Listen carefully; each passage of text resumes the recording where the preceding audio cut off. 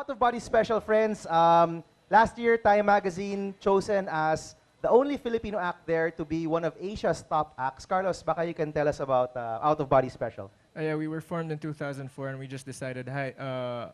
During that time, a bunch of us were already playing music with different bands, and at the time there wasn't any hip hop band, so let's make something like that. But what happened was we weren't really successful in making something totally hip hop because all of us came from different backgrounds.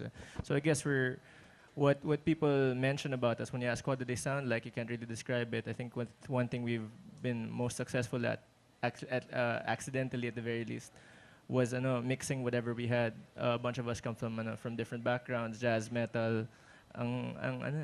Very diverse. Very, very diverse. There are 8 of us. There's 8 different people who lived at different times, at different places. So that's right. When people try to describe your music, they say it's a mixture of hip hop, funk, rock, and rap. Tama ba yun? Or kulang pa yung genres na yun? It depends on the song, actually. Whatever accommodates the mood of the tone of the notes that you have, or the message that the lyrics, if the lyrics come first. Kung ano nakaka-accommodate nun. That's what we end up doing. So and I know you have a pretty big tribe na rin now. Medyo lumalaki daw yung fan base ninyo or your tribe base. Tell us about that.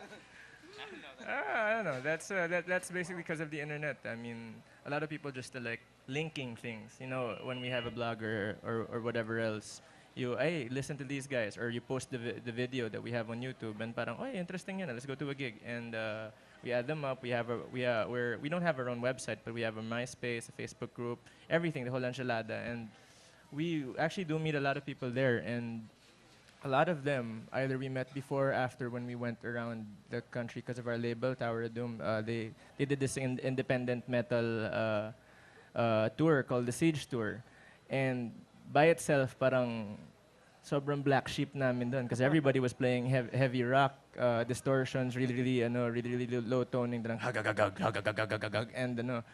parang kami, hindi. We put out some melodic stuff, we put out some rap na parang if we did it 10 years prior, we wouldn't survive the first date kasi malamang isa na sa amin nagulpe because the scene wasn't that open then, and now I think we ourselves belong to a group of it's not really a closed group, but a bunch of people who, I'm guessing, I don't know the stats, pero 1 out of every 2 or 5 people can play music.